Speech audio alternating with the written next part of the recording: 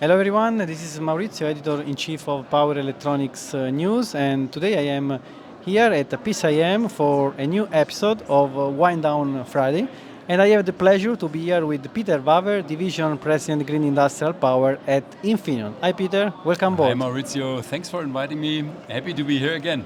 Thanks a lot for your time. So, as you can see, my colleague prepared a good glass of wine, so this is Italian wine probably. It smells very good. Cheers. Okay, So, cheers. I have prepared a couple of questions for you. Okay, so but let's start about you, about your professional journey. So you have been with Infineon for many years and now lead the Green Industrial Power division. So please share a bit about your professional journey and what motivates you in this role. So was there also a particular moment when you realized how important, how big semiconductor would play in this energy transition?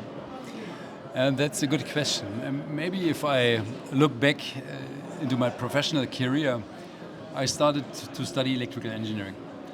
And I was at a point in time fascinated about the potential of renewable energy. And what struck me was that with a solar cell you can turn sunlight into electricity directly. That was back in the 90s when it was a pure research topic. Of course, there was always a vision that that could become a very competitive source of electricity generation. But other than a few scientists never believed into it. Mm-hmm. And when I did finish my PhD, which actually I did on solar cells, financed back then by Siemens, by the way, there was no solar industry available. But I wanted to move in the industry because I didn't want to stay in the scientific area. And so I went into microelectronics. And then while time evolved, at a point in time, I had the opportunity to rejoin the photovoltaics industry, which I did around 2008 with a company called Q-Cells. And that was then the experience I made being in a very competitive environment. And after a couple of years, I decided to go back to Infineon and join Power Electronics. And I think it was then gradually why I realized how big the impact is on power electronics in the field of renewables. Yeah. And it doesn't stop at renewable generation, but of course also transmission, consumption. And it's the ongoing topic of how we make use of energy in the most efficient way. And I think that is the red thread throughout my career, starting back then, being fascinated by a physical phenomenon. And I think that holds on to today. Nice. Thank you for sharing. So, let's talk about renewable energy. So, the transition to renewable is reshaping industries, each market probably. So, how is Infineon adapting its business models to follow, but not only, just to lead it in this energy transition? Yeah.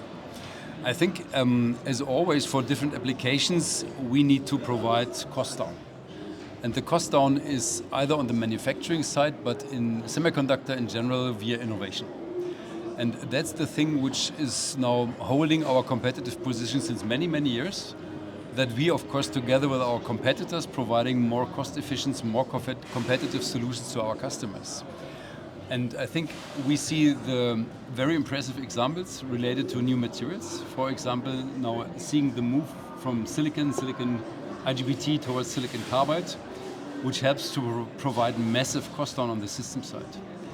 To put it into perspective, if we compare a PV inverter system from 15 years ago, you had an output power of around 100 kilowatts at a ton of weight of the inverter. Today's system have a weight of 100 kg, so a tenth, and have an output power of 300 up to 350 kilowatt. So over 15 years, the performance of the machines has improved by a factor of 30. And that, to a large extent, has been enabled by ever more innovative semiconductor solution. And I think for an engineer, it's a super fascinating topic. Yeah, indeed. I agree. So in terms of, you mentioned silicon IGBT, but in terms of advanced semiconductor, we have silicon carbide, gallium nitride as well. They are critical even more to modern power solutions. So what are the most promising applications where of course you see Infineon is doing the major impact. Yeah. I would say still, of course, while now competitive landscape has become very fierce, it's definitely the area of PV and wind.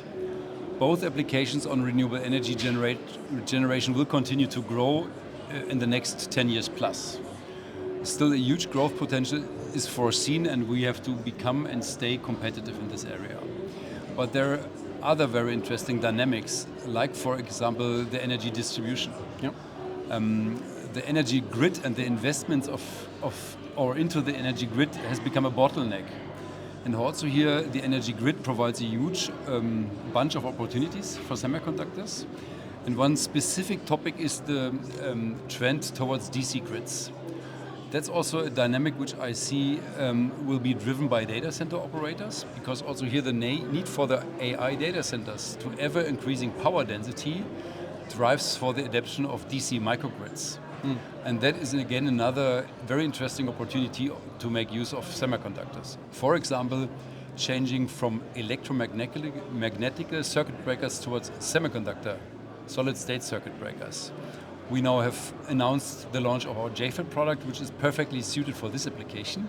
So I think that nicely opens up another growth area. Yeah, this is a nice application, circuit breaker with your JFET announcement. So the next is a bit challenging. So for you, so I take the challenge. When you think about the kind of world, the type of world you want to help create by using through your work, your job. So what's the bigger picture that drives you beyond the business goals? Okay, beyond the business goals, that's what you want to know. In the end, it's somehow to make a contribution. We know about the challenges of today. Of course, we know that we need to run the business for the company, for the shareholders, for the employees. But in the end, the question is, what is the contribution that we do have on the society, on the challenges of today? And we are aware, at least most of the people are aware, that the environmental challenge is there to stay. And we face an increasing challenge. The CO2 problem is far away from being solved. And I think to have here the feeling and also the conviction that I make a contribution, the team, of course, the organization I'm allowed to head, makes a positive contribution. I think that's very rewarding and very positive. Really nice. So in conclusion, Peter, so what's next from your division, your green industrial power business? Any partnership, markets, innovation that you are particularly excited? Yeah, I think some of them I already mentioned. Maybe to add a little bit, this topic of high power data centers, a very fascinating topic, because the sheer energy increase will request more generation.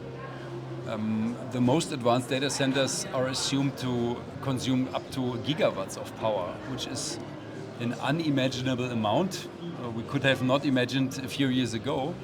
And that means a lot of opportunity on the generation side, but in combination with those topics like DC microgrids, a lot of opportunities, and there are even ideas how to replace or augment transformers with help of solid state solutions, semiconductors. And I think that is an area where there's a lot of playing field looking forward, and a lot of fun of engineers, marketeers and salespeople, and manufacturing not to forget. Thank you so much, Peter. Thanks a lot for your time at the Wind Down on Friday. Thanks Have a lot. good show, and see you next. And cheers. And cheers.